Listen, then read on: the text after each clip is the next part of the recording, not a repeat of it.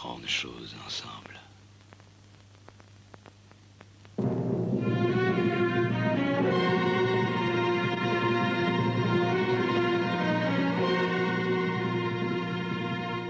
Majesté, regardez dans l'appareil, s'il vous plaît. Ne bougeons plus.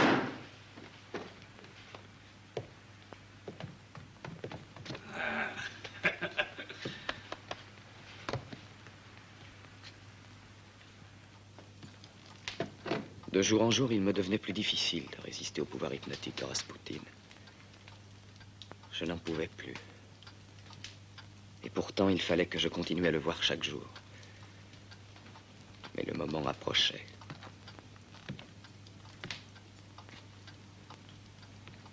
Je décidai d'éloigner Irina pour ne pas la mêler aux événements qui se préparaient. De toute façon, elle serait mieux dans nos terres de Crimée.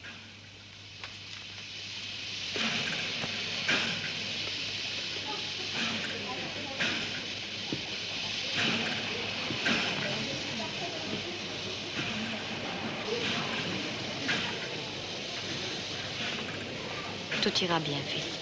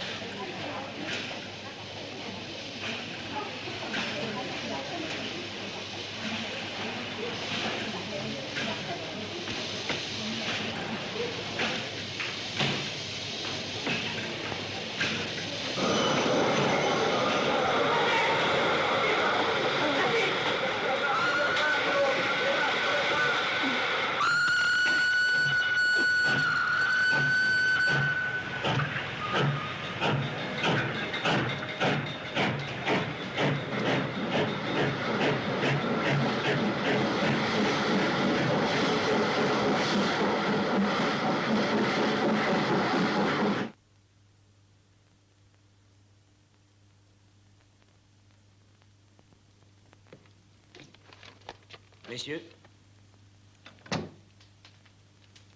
permettez. Le moment est venu, messieurs. Je quitte mes amis. Le dispositif politique est en place. Êtes-vous prêts? Oui. Parfait. Je pars pour le front le 30 décembre. Tout doit être terminé à cette date. Nous attendions votre signal. Bien. Et comment vous y prendrez-vous, prince? Très simplement. Nous montons avec Félix chez Raspoutine. Il sonne. Raspoutine nous ouvre lui-même, selon son habitude. Nous nous précipitons à l'intérieur et nous l'abattons à bout portant. C'est l'avis de votre Altesse impériale? C'est mon avis.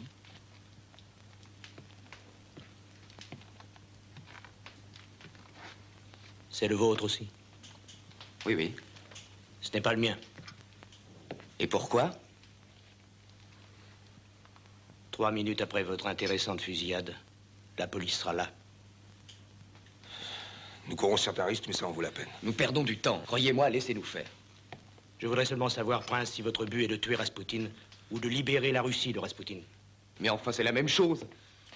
Non, ce n'est pas la même chose, monseigneur. Votre plan est peut-être très efficace, mais il nous attirera beaucoup d'ennuis. Une demi-heure après, toute la ville sera au courant. Or, nous ne sauverons la Russie que si nous sommes les seuls à savoir que Raspoutine est mort. Les seuls. Si l'affaire passe au grand jour, ce sont nos ennemis qui en profiteront. Ils doivent ignorer sa mort le plus longtemps possible. Celui qui perdra la partie, c'est celui qui sera pris au dépourvu. Voilà pourquoi il ne faut pas tuer Raspoutine chez lui, mais ici même, au palais de la Mohicane. Vous n'y pensez pas? Le tuer ici, dans ma maison. Les lois les plus élémentaires de l'hospitalité m'interdisent. C'est la seule solution. Raspoutine viendra ici sans méfiance. Je me refuse à attirer sous mon propre toit un homme venu en ami et ensuite l'abattre. Prince, ce n'est pas de vous qu'il s'agit, mais de Raspoutine. Je suis de votre avis, Vladimir Poureshkevitch. Moi aussi. Félix, il y va du sang de la Russie. As-tu oublié qui est Rasputin?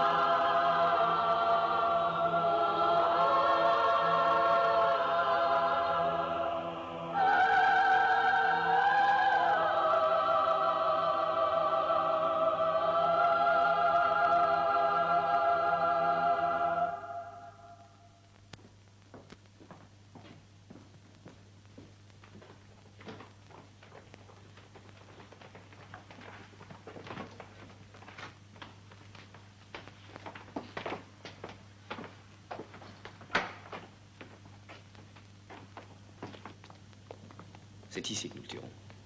On n'entendra rien. Vous ne craignez pas que cet endroit n'effraie Rasputin? Il se méfiera tout de suite. Je ne lui en fournirai pas le prétexte. J'avais depuis longtemps l'intention d'aménager cette cave. Je sais exactement comment je vais le faire. Ici, des draperies, un canapé, une table basse. Des bibelots, des vases, une icône, etc.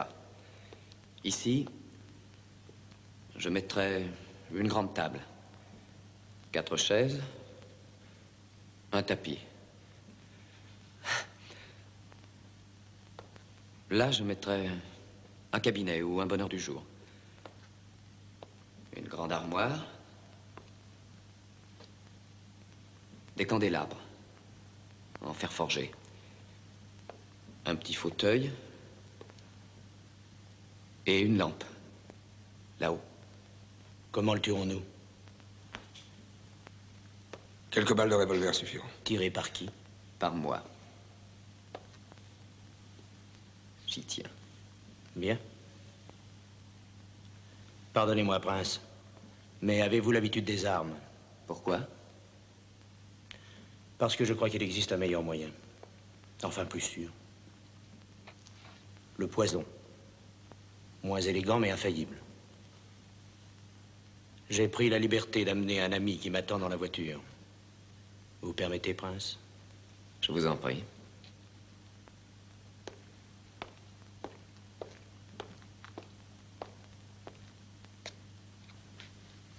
Bien.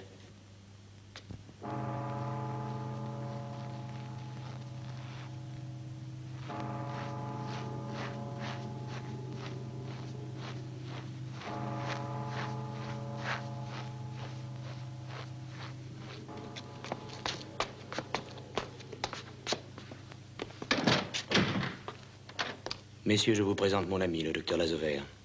Messieurs, Le docteur Lazover peut nous procurer la quantité de cyanure de potassium qui nous sera nécessaire. Et maintenant, prince, il ne vous reste plus qu'à inviter Rasputin.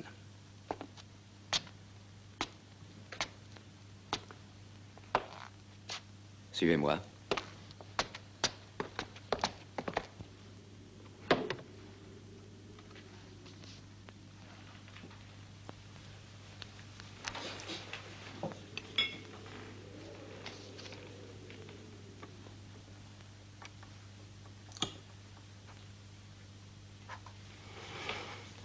Grigori Efimovitch. Oui? Non, rien.